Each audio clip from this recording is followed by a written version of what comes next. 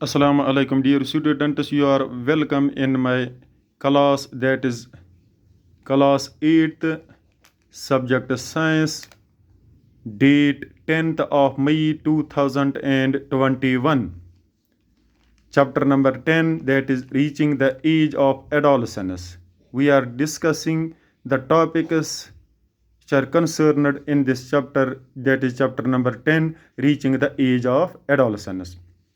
देखो बच्चों, आज हमने टॉपिक चुन लिया है reproductive phase of life. Dear students, you know that adolescents become capable of reproduction when their testes and ovaries begin to produce gametes. जब लड़के और लड़कियां बालिग हो जाती है और उनमें ये ताकत पैदा हो जाती है, that is their testes and ovaries begin to produce gametes. In case of boys, their testes produce sperms, and in girls their ovaries produce mature eggs. ये जो कैपेसिटी होती है, मैच्योरेशन की कैपेसिटी, यहाँ क्या होता है? Production of gametes, it is more in males than in females. यानी कि स्पर्म पैदा करने की जो ताकत होती है, ये जो ड्यूरेशन ऑफ टाइम होते हैं इन केस ऑफ मेल्स, ये ज़्यादा देर तक रहती है बनिस्बत औरतों के. देखो बच्चों, in females this life starts from the year of 10 to 12. यानी कि लड़कियों में 10 से 12 साल की उम्र के बाद उनमें ये कैपेसिटी आ जाती है कि उनकी जो ओवरीज होती है दे प्रोड्यूस मेचर एग्स. और ये कब तक रहती है? इट रिमेन्स अप टू 45 और 50 ईयर्स. यानी कि मेरे कहने का मतलब यह है कि लड़कियों में जब एक लड़की बालिग हो जाती है, बलूगत में चली जाती है, प्यूबरिटी में चली जाती है, तो उनकी जो ओवरीज है वो मेचर ओवा या यूं कहेंगे एग्स पैदा करती हैं. और ये जो ताकत उनकी रहती है, इट रिमेन्स अप टू 45 और 50 ईयर्स. और लेकिन ये जो ताकत होती है, ये कैपेसिटी जो होती है, ये कैपेबिलिटी जो होती है, मर्दों में ज़्यादा देर तक रहती है. After puberty, in case of females, after puberty या प्यूबरिटी में चले जाने के बाद one ovum matures and is released in 28 to 30 days. During this period, the wall of the uterus becomes thick.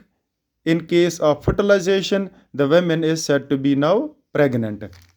देखो, 28 और 30 या 28 से 30 डेज या यूं कहेंगे एक महीने के अंदर अंदर, इन केस ऑफ फीमेल्स एक महीने के अंदर, वनस इन a year, वनस in a month या 28 to 30 डेज, उनकी जो दो में से एक ओवरी एक मेचर एग को रिलीज करती है. और ये एग कहाँ पहुँचता है? ओविडक्ट में. और ये किसके इंतज़ार में रहता है? स्पर्म के इंतज़ार में. It waits there for sperm to be fertilised.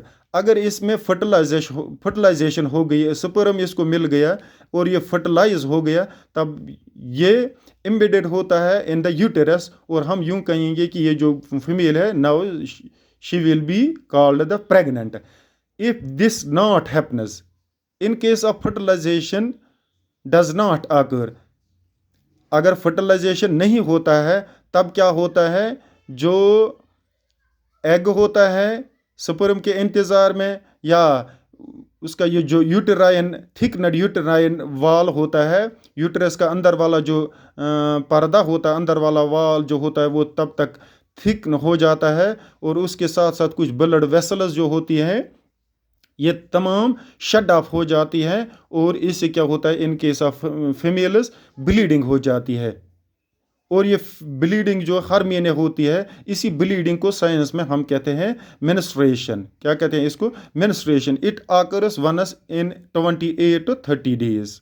और तब ये लगातार हो जाता है. और अगर ये पहली बार हो जाता है, फर्स्ट ब्लीडिंग जो है, या यूं कहेंगे फर्स्ट मेंस्ट्रुएशन जो इन केस ऑफ फीमेल्स होता है, इसको मेनाक कहते हैं. मेनाक क्या कहते हैं इसको? यानी कि फर्स्ट ब्लीडिंग जो होती है इन केस ऑफ फीमेल्स, या फर्स्ट मेंस्ट्रुएशन जो है इसे मीना कहते हैं, और ये कब तक रहता है 45 या 50 ईयर्स, ये अप डाउन भी होता है।